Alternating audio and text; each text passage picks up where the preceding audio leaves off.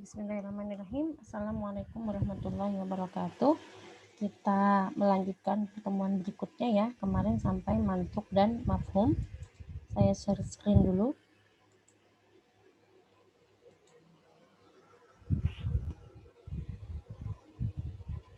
Oke.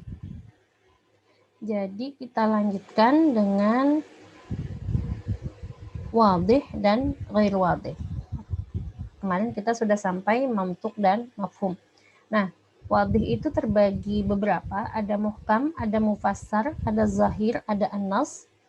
Pengertiannya, kalau an-nas itu adalah segala sesuatu yang nampak, kedudukan nas sama dengan zahir, yaitu wajib diamalkan petunjuknya atau dilalahnya sepanjang tidak ada dalil yang menakwilkan, mentaksis atau menasahnya. Jadi nas itu mirip dengan zahir, ya jelas maknanya, jelas dilalahnya. Dilalah itu berarti petunjuknya. Kalau zahir itu yang nama bagi seluruh perkataan yang jelas maksudnya bagi pendengar melalui bentuk kata itu sendiri. Jadi dari katanya sendiri jelas artinya tanpa harus ditakwil. Jadi nas sama zahir itu hampir sama. Kemudian mufassar, yaitu kata yang menunjukkan suatu hukum dengan petunjuk yang jelas dan tegas sehingga petunjuknya itu tidak mungkin ditakwil atau ditaksis. Namun pada masa Rasulullah masih bisa dinasah. Nah, itu artinya mufassar. Jadi maksudnya oleh Rasul sendiri itu ada dia sebenarnya punya petunjuk jelas dan tegas, cuman oleh Rasul sendiri itu bisa dinasah, itu namanya mufassar. Kalau muhkam itu kata yang menunjukkan makna dengan dilalah tegas dan jelas secara qat'i dan tidak mempunyai kemungkinan untuk ditakwil, ditaksis atau dinasah meskipun oleh Nabi sendiri, apalagi setelah masa Nabi. Nah, itu macam-macam wadih. Jadi wadih itu udah jelas gitu ya, tidak bisa diganggu gugat, tidak bisa ditakwil atau tidak boleh lagi dinasah oleh Rasul sendiri. Itu kalau yang muhkam. Kemudian lawannya wadih adalah ghair wadih. Ghair wadih itu terbagi menjadi mutasyabih. Makanya dalam Al-Quran kan dinyatakan bahwa Allah menurunkan itu ada ayat dan muhkamat, terus ada yang mutasyabihat. Nah, mutasyabih, mujmal, muskil, sama khafi itu dianggap sebagai ghair wadih. Ghair wadih itu artinya kurang jelas atau tidak jelas. Khafi, dikatakan khafi itu adalah yang maknanya menjadi tidak jelas karena hal baru yang ada di luar kata itu sendiri, sehingga arti kata itu perlu diteliti secara mendalam. Jadi khafi itu dia orang tahu maknanya itu, tapi ada sesuatu hal di luar itu, misalnya konteks kalimatnya yang membuat katanya itu tidak menunjukkan hal seperti itu. Nah, jadi ada konteksnya ya yang membuat dia tidak bisa dimaknai dengan makna sebenarnya, itu khafi. Kalau muskil itu kata yang tidak jelas pengertiannya dan ketidakjelasan disebabkan oleh kata itu sendiri karena dia memiliki beberapa pengertian yang berbeda sehingga tidak diketahui mana kata-kata yang dimaksud. Contoh tentang masalah perempuan yang dicerai, itu kan masa iddahnya dikatakan salah satu kuru, 3 kuru. Kuru itu secara bahasa dia muskil. Muskil artinya pengertiannya memang tidak satu. Kuru itu jamak dari qur'ah dan secara bahasa dia mengandung beberapa pengertian, yaitu suci dan haid. Nah, berarti yang dimaksud di ayat itu apa? Sucikah atau haidkah? Nah, itu namanya kata-kata yang ghair wadih dan jenisnya muskil. Ada ghair wadih yang jenisnya mujmal, yaitu kata yang bentuknya tidak dapat menunjukkan pengertian yang dikandung olehnya dan tidak terdapat petunjuk kata atau keadaan yang dapat menjelaskannya. Jadi kata-katanya itu hampir mirip muskil tetapi lebih tidak bisa dipahami karena tidak ada petunjuk bahwa kata-katanya mengandung makna yang dimaksud gitu ya. Jadi tidak dalam konteks kalimatnya itu tidak sesuai. Ya, misalnya aja begini. Kata-katanya misalnya rubah sedang kalau rubah atau hewan apalah ya, misalnya burung berkicau kan cocoknya gitu. Tapi kalau misalnya kata-katanya burung bernyanyi lagu Indonesia Raya kan nggak berhubungan. Nah, sehingga kata yang sebenarnya dari arti sebenarnya dari mana itu tidak bisa dipakai. Kalau mutasyabih itu kata yang petunjuknya memberikan arti yang dimaksud oleh kata itu sendiri sehingga tidak ada di luar kata yang dipergunakan untuk memberikan petunjuk tentang artinya dan juga syarat tidak menerangkan tentang artinya. Jadi memang ada kata-kata dalam bahasa Arab itu yang syariat sendiri tidak menerangkan artinya apa yang dimaksud gitu. Nah, jadi dari kata-kata itu sendiri tidak dipahami maksudnya. Contohnya ayat yang gair wadih sama yang wadih. Yang wadih itu fajliduhum samani najaldah. Cambuklah mereka 80 kali cambukan. Nah, ini kan jelas nggak ada makna lain. Nah, ini yang tadi gair wadih. Mereka yang ditalak itu masa idahnya adalah 3 quru. 3 quru ini quru secara bahasa tadi artinya 2, haid dan suci. Maka di sini ada makna yang harus diterangkan terlebih dahulu karena maknanya di sini dianggap belum jelas atau gair wadih. Selanjutnya ada hakiki, ada majas. Bedanya hakikat sama majas kayaknya di bahasa Indonesia kalian juga paham ya. Kalau hakikat itu ya hakiki itu kata yang dipakai sesuai kata sesungguhnya gitu ya. Misalnya namanya bunga, ya bunga gitu kan. Artinya adalah sesuatu yang berwarna, biasanya ada kelopaknya itu bunga gitu. Nah, jadi pada asalnya semua kata itu memiliki makna hakiki. Tapi kemudian nanti ada makna majazi. Makna majazi itu adalah ketika sesuatu dengan qarinah tertentu tidak dimungkinkan untuk dimaknai dengan makna hakikatnya. Contohnya tadi seperti bunga. Kalau saya bilang saya memetik bunga itu masih bisa dimaknai hakikat. Tapi kalau saya bilang bunga berjalan-jalan di pasar gitu, kan itu tidak mungkin untuk dimaknai dengan bunga sebenarnya. Maka ketika keadaan seperti itu mengharuskan untuk digunakan makna majas. Nah gitu. Terus majas itu ada 5 macam, ada majas lugawi, ada majas syar'i, ada majas urfi, ada majas am, ada majas khas. Nggak terlalu harus dipahami yang itu ya. Terus konsepnya hakikat dan majas itu yang mengetahui adalah wadi al-lughah, bisa ditetapkan dengan Kongres Ahli Bahasa atau dengan mustamil al-lughah, orang yang memakai bahasanya. Ya tentu orang yang menggunakan bahasa Arab tahu mana majas, mana hakikat dalam bahasa mereka. Kemudian sesuai juga yang mengetahuinya juga mufasir atau qari atau orang yang hamil al-lughah, yang membawa bahasanya itu pasti tahu makna yang mana yang hakikat, mana yang majas.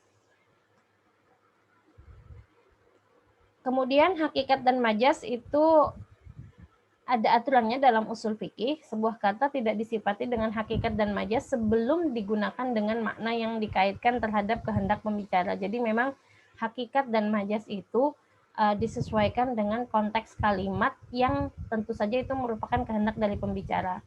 Ketika dikehendaki makna majas, maka harus ada qarinah. Harus ada qarinah itu artinya petunjuk atau alaqah atau penghubung. Kayak tadi saya bilang ya, nggak mungkin kalau kita memaknai bunga berjalan-jalan di pasar dengan bunga yang sebenarnya, pasti bunga yang majas. Nah, biasanya di orang Arab bunga yang seperti itu adalah bunga yang menunjukkan perempuan cantik gitu. Kemudian harus adanya qarinah yang menunjukkan terhadap dicegahnya kata dari mendatangkan makna yang sebenarnya. Ketika kata disifati hakikat atau majas, maka harus dihubungkan dengan wadhi'ul lughah. Jadi kita mau menentukan itu pakai makna hakiki atau makna majazi harus dihubungkan dengan siapa yang membuat bahasanya. Nah, contoh kata-kata hakiki dan majazi, inna salat. Nah, salat kan kanat alal mu'minina kitaban mauquta. Salat atas mukmin itu adalah sesuatu yang diwajibkan dan waktunya sudah ditentukan. Nah, berarti salat di sini maknanya yang dimaksud apa? Karena salat kan secara bahasa hakikatnya doa, tapi secara istilah fikih syariah hakikatnya kan perbuatan berupa perkataan dan perbuatan yang diawali dengan takbir, diakhiri dengan salam. Nah, itu. Jadi ada pengertian hakikat syar'i, nanti ada hakikat lugawi. Jadi ada hakiki dari secara bahasa, tapi ada juga hakiki secara syariah. Kalau majas contohnya innallaha wa malaikatahu yusholluna 'alan nabi. sesungguhnya Allah dan malaikatnya sholat atas Nabi. Nah, sholat di sini apa gitu? Nah, berarti ketika dimaknai, tidak mungkin kan malaikat dan Allah sholat seperti sholat yang maknanya syar'i atas Nabi. Maka maknanya yang dipakai adalah makna majazi, yaitu berdoa atau mendoakan atau merahmati kan kalau Allah gitu. Jadi itu yang disebut dengan makna majazi. Sama juga ini, wa yunazzilu lakum minas samai rizqan. Allah menurunkan atas kalian dari langit itu rezeki. Nah, rezeki ini nggak mungkin kan dimaknai sebenarnya. Misalnya Allah ngasih kasur, mobil, uang dari langit kan nggak mungkin. Maka makna majasnya di sini, rezeki di sini adalah air hujan gitu. Oke, itu majazi dan hakiki. Selanjutnya takwil. Takwil itu artinya tafsir atau pemaknaan gitu ya.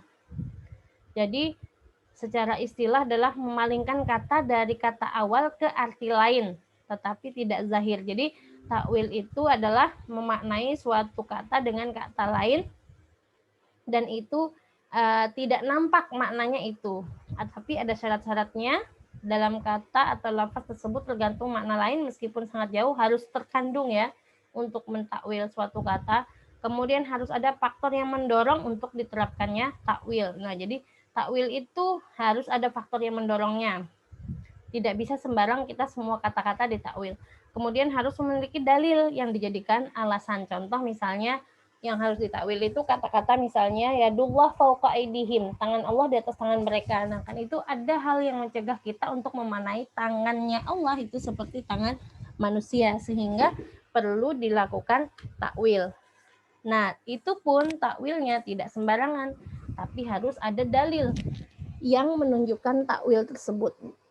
Jadi berdasarkan dalil, maka kata yang tepat untuk mentakwil tangan Allah adalah kekuasaan gitu ya.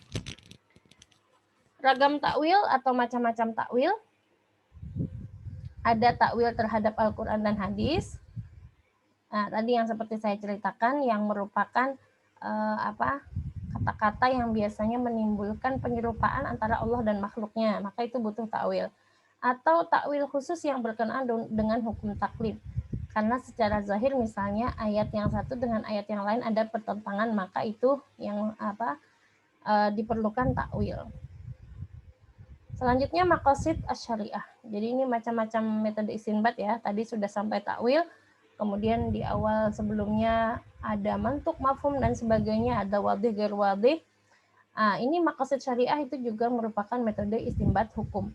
Yang intinya adalah bahwa syariah itu pasti memiliki tujuan, dan tujuannya tidak lepas dari 5: memelihara agama, memelihara jiwa atau nyawa, memelihara akal, keturunan, dan harta. Itu namanya maqasid syariah.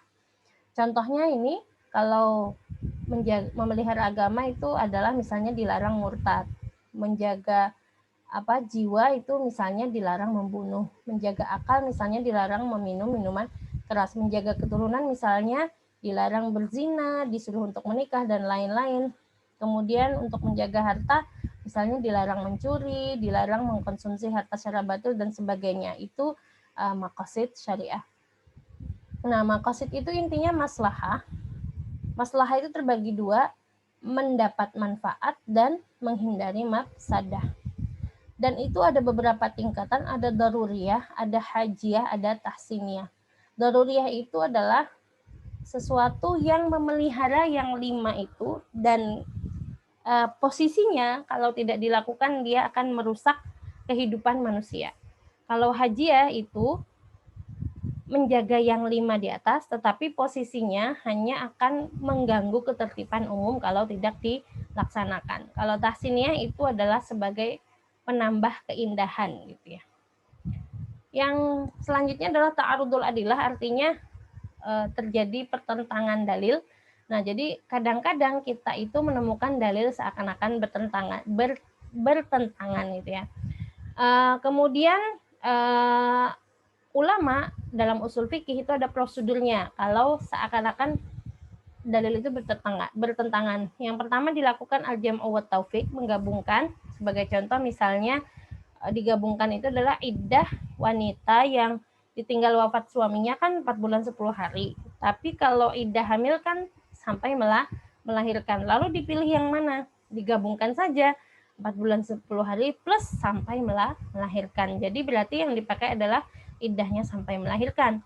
Kemudian at-tarjih, mencari dalil yang lebih kuat. Nah, ini juga bisa kalau tidak bisa di al-jam'u wa taufik. Kalau tidak bisa disatukan, maka dicari yang mana yang lebih kuat. Kalau tidak bisa juga, maka dilakukan nasakh. Nasakh itu artinya melihat sejarah turunnya hadis, maka yang datang kemudian itu menghapus yang datang lebih dahulu. Yang terakhir kalau tidak bisa juga dilakukan 3 hal di atas, maka at-tawaquf atau berhenti, tidak mengamalkan dalil-dalil tersebut gitu ya. Yang terakhir ijtihad. Ijtihad berasal dari kata al-juhd yang secara harfiah berarti sungguh-sungguh. Maka yang dimaksud dengan ijtihad ini adalah tentu ijtihad itu adalah seseorang mengerahkan seluruh kemampuannya untuk menghasilkan hukum syariah dengan dalil-dalil syariah yang rinci. Itu pengertiannya. Dasar hukum ijtihad. Jadi ini dalil kenapa orang boleh berijtihad. Ada Al-Qur'annya ya, kemudian ada dalilnya yang cerita Mu'adz bin Jabal ya, ketika dia diutus oleh Rasulullah lalu ditanya bagaimana kamu menentukan hukum, kaifa taqdi jika idza urida laka qada, kalau dihadapkan kamu kepada suatu masalah. Kata Mu'adz bin Jabal, aku akan memutuskan dengan Al-Qur'an. Lalu ditanya Nabi lagi, kalau kamu tidak mendapat di dalam Al-Qur'an, kata dia, maka aku akan mencari dalam sunnah Rasul. Lalu kata Nabi lagi, kalau kamu tidak mendapati di sunnah Rasulullah dan juga tidak di kitab Allah, maka kata Mu'adz bin Jabal, ajtahidu ra'i wala alu. Jadi aku akan berijtihad dengan pikiranku.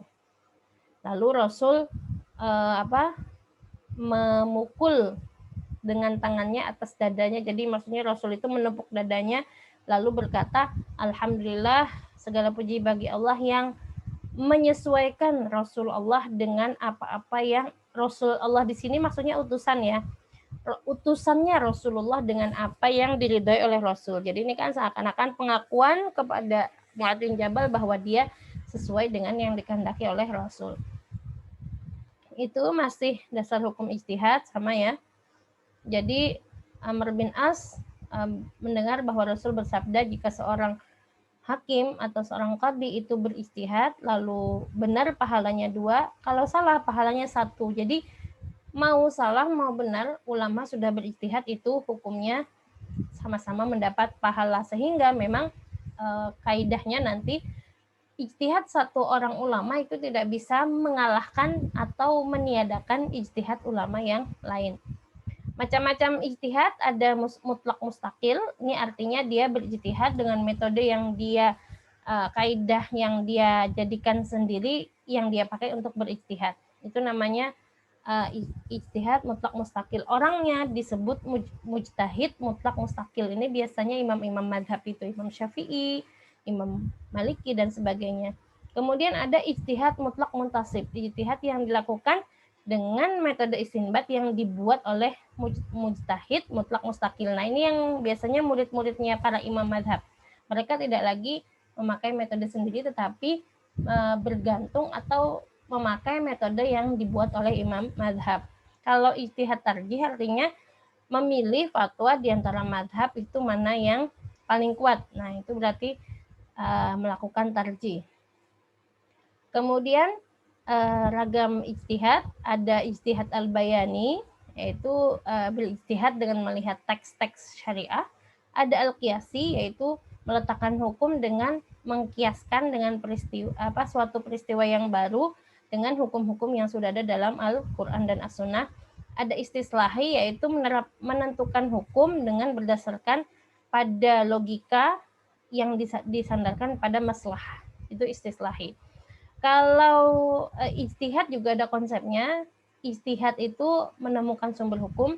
Kalau ittiba itu mengikuti orang yang menentukan suatu hukum dengan melihat apa dalil yang dia gunakan. Sedangkan taklid itu ikut-ikutan tanpa melihat argumen yang digunakan oleh ulama. Nah, kita diperintahkan untuk ittiba, tidak taklid. Jadi boleh mengikut kata ulama, tetapi kita lihat apa dalilnya. Jangan asal ikut-ikutan. Apa saja yang menjadi ijtihadi atau hal-hal apa saja yang boleh diijtihadkan? Ya, yang jelas jika itu jika itu sudah qat'i itu tidak boleh lagi diijtihadkan. Misalnya wajibnya sholat itu udah nggak perlu dilakukan ijtihad karena jelas dalam Al-Quran dan As-Sunnah. Kemudian yang boleh juga dilakukan ijtihad adalah hukum yang dikandung dalam nas yang zanni, baik dari segi wurud itu maksudnya bentuk ayatnya maupun dalalahnya atau petunjuknya. Kemudian hukum yang dikandung oleh nas qat'i tapi zanni dari segi dalalahnya. Jadi nasnya qat'i tapi zanni dalalahnya. Atau hukum yang dikandung oleh nas yang zanni tapi qat'i dari segi dalalah. Ada yang nasnya zanni tapi qat'i dalalahnya. Jadi zanni itu artinya dia 75% kebenarannya ya. Kalau qat'i itu 100%. Hukum yang tidak dikandung dalam nas dan ijma. Nah, yang baru-baru itu perlu ijtihad semua karena banyak hal-hal yang masih baru dalam kehidupan kita dan di masa Rasul itu belum ada.